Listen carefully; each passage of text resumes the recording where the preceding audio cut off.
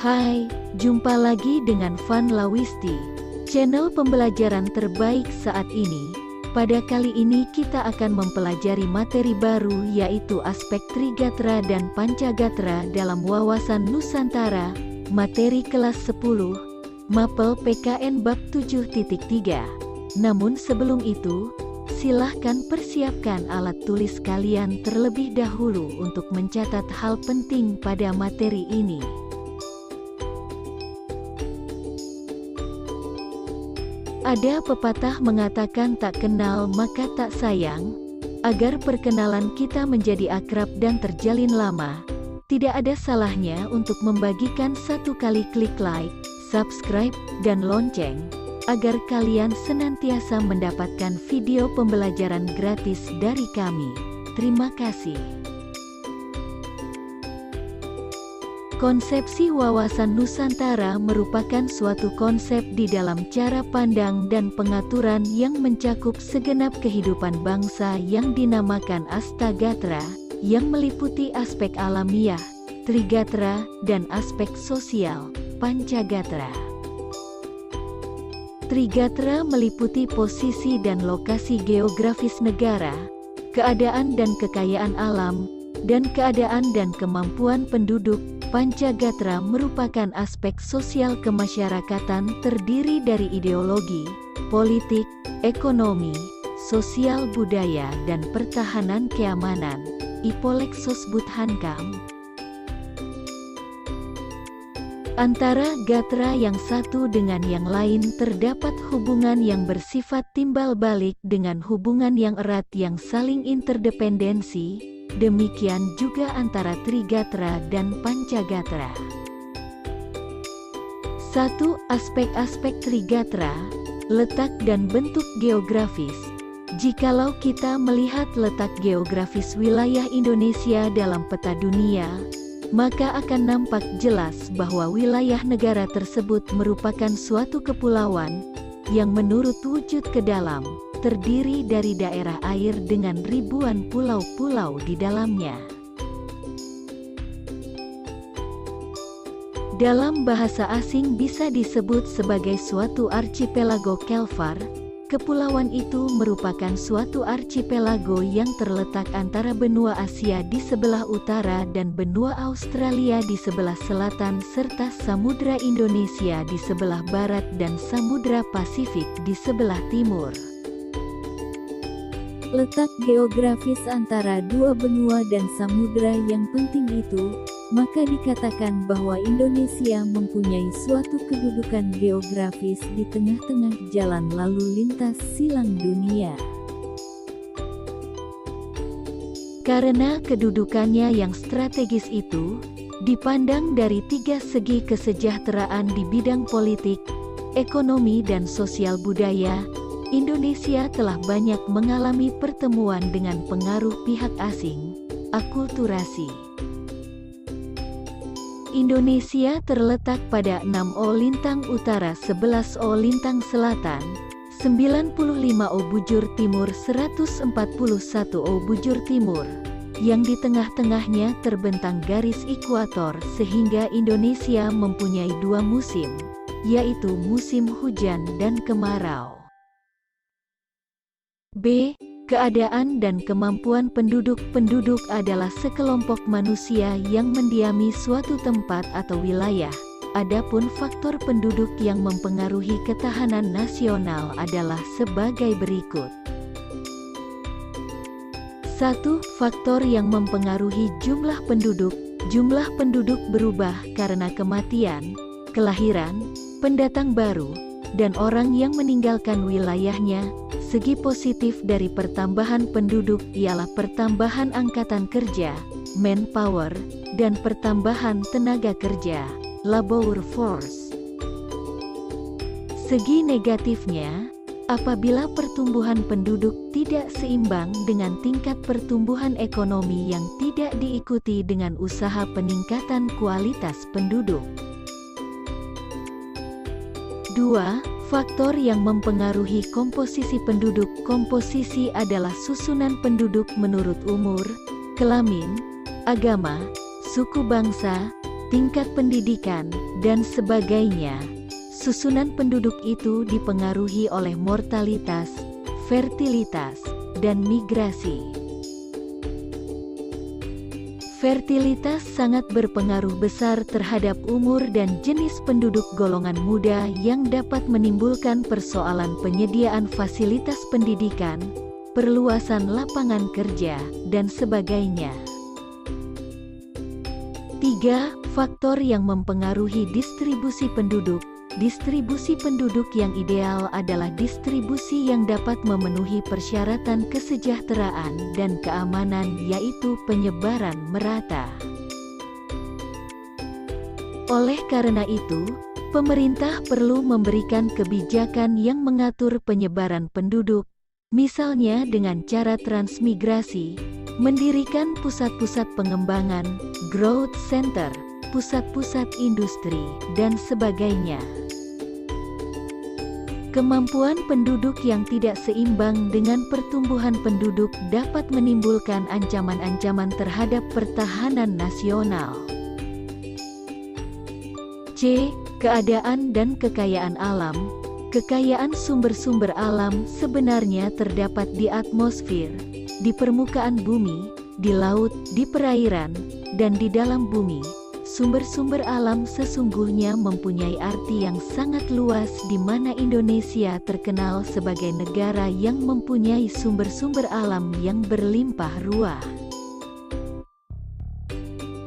Sebagai gambaran umum, sumber-sumber alam termasuk sumber-sumber pelican atau mineral, sumber-sumber nabati atau flora, dan sumber-sumber hewani atau fauna.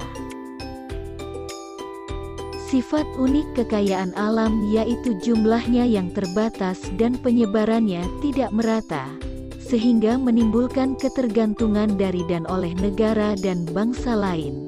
Bentuk sumber daya alam ada dua, yaitu sumber daya alam yang dapat diperbarui dan tidak dapat diperbarui.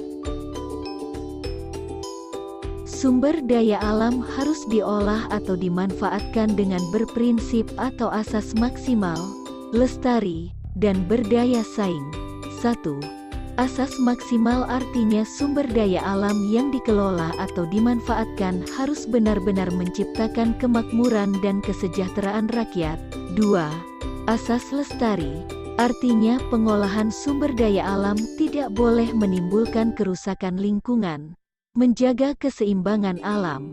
3. Asas berdaya saing artinya bahwa hasil-hasil sumber daya alam harus bisa bersaing dengan sumber daya alam negara lain. 2. Aspek-aspek Pancagatra.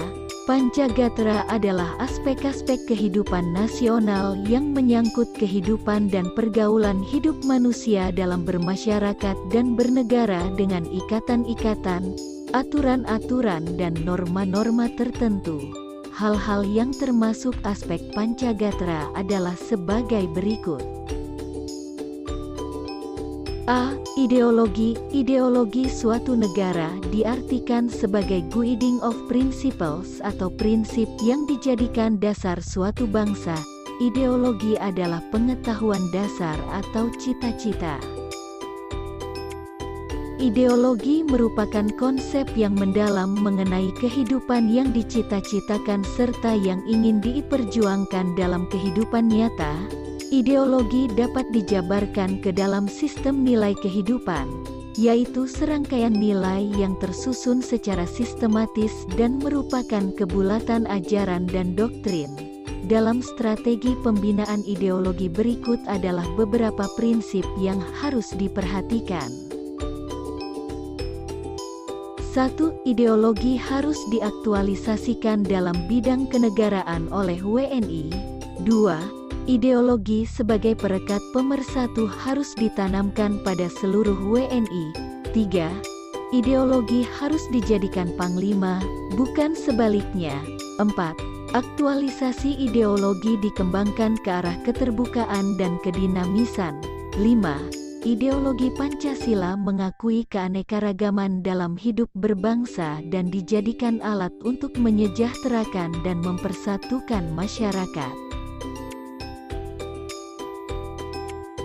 B. Politik. Politik diartikan sebagai asas, haluan, atau kebijakan yang digunakan untuk mencapai tujuan dan kekuasaan. Kehidupan politik dapat dibagi ke dalam dua sektor, yaitu sektor masyarakat yang memberikan input, masukan, dan sektor pemerintah yang berfungsi sebagai output, keluaran.